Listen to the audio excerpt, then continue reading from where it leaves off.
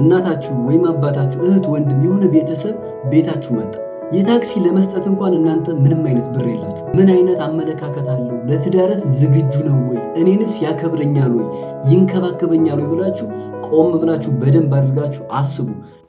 አንድ ሰው ከማግባቱ በፊት ወይም ትዳር ከመመስረቱ በፊት ምን ማወቅ አለበት?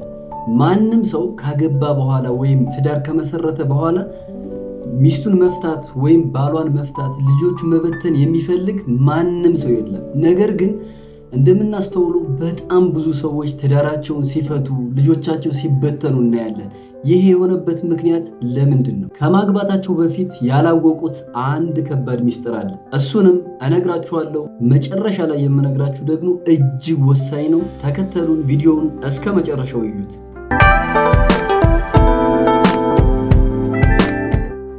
አንደኛ፣ ግልጽ መረጃ ማወቅ።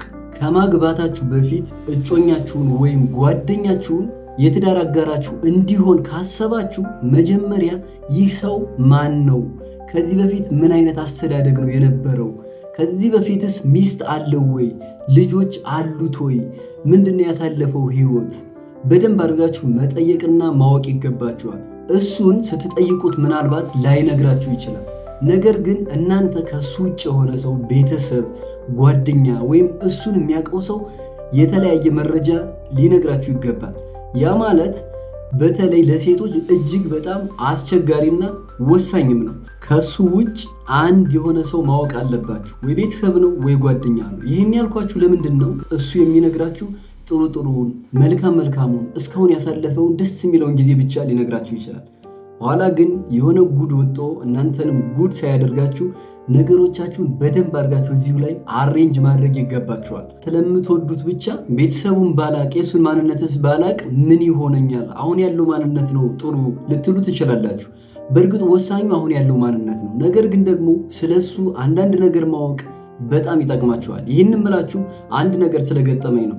አንዲት እኛ እንድናማክራት ወደኛ የመጣችሁ ወጣት ሴት በአጋጣሚ አንድ ጓደኛ ጋር ትተዋወቅና በፍቅር ጊዜ ካሳለፉ በኋላ ከወራቶች በኋላ አብረው መኖር ይጀምራሉ። ከዛም በትዳር አይነት አብረው እየኖሩ ቆይተው እርግዝና ይፈጠርባታል። ከዛ ከእርግዝና ከ8 ወር በኋላ ባሌ ያለችው ልጅ የለም። ስለዚህ የት ሄዳ ትጠይቀው? የት ሄዳ ትፈልግ? ከትዳር በፊት አንዳንዴ በደንብ አድርጋችሁ ስለ እጮኛችሁ ኢንፎርሜሽን ወይም መረጃ ብትጠይቁ መልካም ነው። አንዳንዴ መጥፎ ነገር ሊገጥማችሁ ይችላል። በዛን ወቅት ደግሞ የልጃችሁ አባት ወይም ባለቤታችሁ ያስፈልጋችኋል እናንተ። ስለዚህ ከትዳር በፊት በደንብ አድርጎ ስለምታገቡት ሰው ኢንፎርሜሽን መጠየቅ ወሳኝ ነገር ነው። ሁለተኛው በቂ ገንዘብ ወይም ትዳር መያዝ ነው። ትዳር ከመጀመራችሁ በፊት የራሳችሁ የሆነ ገቢ ወይም የራሳችሁ የሆነ ገንዘብ፣ ከፍተኛ ገንዘብ ባይኖራችሁ እንኳን የራሳችሁ የሆነች ትንሽዬም ስራ ብትሆን እጅግ ታስፈልጋችኋለች። በተለይ ለሴቶች እጅግ በጣም አስፈላጊ ነው። ምክንያቱም የፈለገ ሀብታም የሆነ ብር ያለው ባል ብታገቡ እናንተ የራሳችሁ የሆነ ትንሽዬ ገቢ ያስፈልጋችኋል። ያ ማለት ትንንሽ ጥቅቅን ነገሮችን እንኳን ለመግዛት ባላችሁን ነው የምትጠይቁት ማለት ነው። ክብሪት ለመግዛት፣ ሞዴስ ለመግዛት ወይም ዳይፐር ለመግዛት የሆነች ነገር ለማለት ብር ስጠኝ ማለታችሁ አይቀርም። አንድ ነገር ልንገራችሁ። እናታችሁ ወይም አባታችሁ፣ እህት፣ ወንድም የሆነ ቤተሰብ ቤታችሁ መጣ። የታክሲ ለመስጠት እንኳን እናንተ ምንም አይነት ብር የላችሁ። ስለዚህ ከባል እያንዳንዷን ነገር ከመጠበቅ መጀመሪያ ከማግባታችሁ በፊት ቆም ብላችሁ አስቡና የራሴ የሆነ ገቢ ከሌለኝ ወደ ትዳር አልገባም ብላችሁ በደንብ መወሰን አለባችሁ። እንደዛ ካልሆነ ህይወታችሁ ምስቅልቅል ውስጥ ይገባል። ልጆቻችሁ የምትወልዷቸው ልጆች እንኳን በጣም መከራ ውስጥ ነው የሚሆኑት። ያ ማለት እናንተ አግብታችሁ ወልዳችሁ እንኳን በክብር እንደሚስት አትቆጠሩ። አንድ ቀን የሆነች ነገር ስትጎል እኔ እኮ ነኝ የማኖርሽ የሚል ዛቻ ይፈጠርባችኋል። ብዙም ይሁን ትንሽ የራሳችሁ የሆነ ገቢ ይኖራችሁ ኮራ ብላችሁ ትኖራላችሁ። አንዳንዴ ልዩነት ቢፈጠር፣ አለመግባባት ቢፈጠር እንኳን ወታችሁ የምትዋሹበት የራሳችሁ ነገር ያስፈልጋችኋል። ብዙ ሴቶች በየቤታቸው ቺት እየተደረገባቸው እየተደበደቡ ብዙ መከራ ብዙ ነገር እየደረሰባቸው ከቤታቸው መውጣት ይፈልጋሉ። ነገር ግን መውጣት አይችሉም። ምክንያቱም የራሳቸው ገንዘብ የራሳቸው ገቢ ስለሌላቸው መውደቂያ የላቸውም። ስለዚህ ለነሱም ለራሳቸው ለልጆቻቸው መከራ ይሆንባቸዋል ማለት ነው። ሶስተኛው ስለ ጓደኛሽ ባህሪ ማጥናት። አንዳንዴ ከቤተሰብ ለመራቅ አገባች ለመባል ወይም ደግሞ አገባ ለመባል ብላችሁ ወደ ትዳር ዘው ብላችሁ አትግቡ። መጀመሪያ ባህሪው ምን አይነት ነው? ምን አይነት አመለካከት አለው? ለትዳርስ ዝግጁ ነው ወይ? እኔንስ ያከብረኛል ወይ? ይንከባከበኛል ወይ ብላችሁ ቆም ብላችሁ በደንብ አድርጋችሁ አስቡ። በእርግጠኝነት ትዳር አያመልጣችሁም።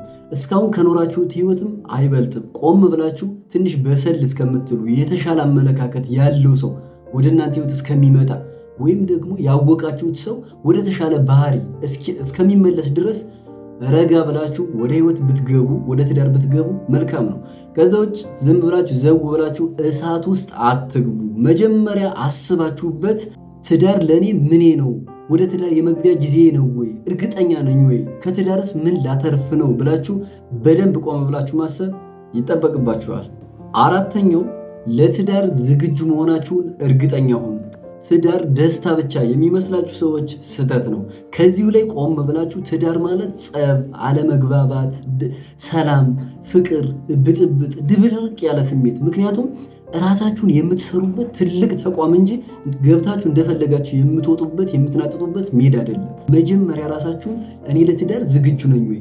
ቤተሰብ ለማስተዳደር እሆናለሁ ወይ? የተሻለ አመለካከት ገንብቻለሁ ወይ?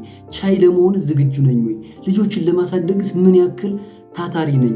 ምን ያክል ተዘጋጅቻለሁ ብላችሁ በደንብ አድርጋችሁ ማሰብ ይጠበቅባችኋል። በእርግጥ ትዳር እየተማራችሁ እያደጋችሁ እየኖራችሁ የምታዩት ነው። ነገር ግን ከመጀመሪያው ትንሽም ብትሆን መዘጋጀት፣ የስነ ልቦና፣ የአመለካከት፣ የሁሉም ነገር ዝግጅት ያስፈልጋችኋል። አምስተኛና ዋነኛው የምትወዱት ሰው መሆኑን እርግጠኛ ሁኑ። ከዚህ ላይ ብዙ ሰው የሚሸወደው ፍቅር እያደር ይመጣል የሚል አመለካከት ስለሚይዝ ነው። ነገር ግን መጀመሪያ ትንሽ ፍቅር ከሌላችሁ እንኳን ለትዳር ዝግጁ አይደላችሁም ማለት ነው። በደንብ ቀን ሰጣችሁ፣ ጊዜ ሰጣችሁ አስቡበት እንጂ ዘው ብላችሁ አትግቡ። ከላይ እንዳልኳችሁ ለቤተሰብ ብላችሁ ለጓደኛ ብላችሁ ወይም ደግሞ በፍቅር የጎዳችሁ ሰው ካለ እሱን ለመጉዳት ብላችሁ ወደ ትዳር ከገባችሁ መከራ ነው የሚሆንባችሁ። ስለዚህ እናንተ ከመጀመሪያው ለዛ ሰው ፍቅር መኖራችሁን እንደምትወዱት በደንብ አድርጋችሁ ማሰብ ይገባችኋል፣ ማየት ይገባችኋል። ያ ማለት ለ2 ዓመት ለ3 ዓመት ወይም ለትንሽ ዓመት እያስመሰላችሁ ልትኖሩ ትችላላችሁ ሳትወዱት። ነገር ግን ከትዳር በኋላ እንደፈለጋችሁ መውጣት መግባት አይቻልም። ትልቅ ተቋም ነው፣ የተከበረ ተቋም ነው፣ የመጨረሻ ህይወታችሁ ነው። በደንብ አድርጋችሁ አስባችሁ የምትገቡበት እንጂ እንደፈለጋችሁ የምትቦርቁበት አይደለም። ፍቅር ሳይኖራችሁ ገንዘብ ብላችሁ ውበት ብላችሁ የሆነ ጥቅም ብላችሁ ብትገቡ ግን አንድ ቀን ሁሉም ነገር ዱቄት ይሆንና መሰልቸትም ይመጣል። ገንዘብ እየቀነሰ ሲመጣ ሁሉም ነገር ባዶ እንዳይሆንባችሁ ፕራዮሪቲያችሁ ወይም የመጀመሪያ መስፈርታችሁ መሆን ያለበት ለዛ ሰው ስሜት አለኝ ወይ ማለት አለባችሁ። ሰብስክራይብ፣ ላይክ፣ ሼር በማድረግ ቤተሰብ ይሁኑ።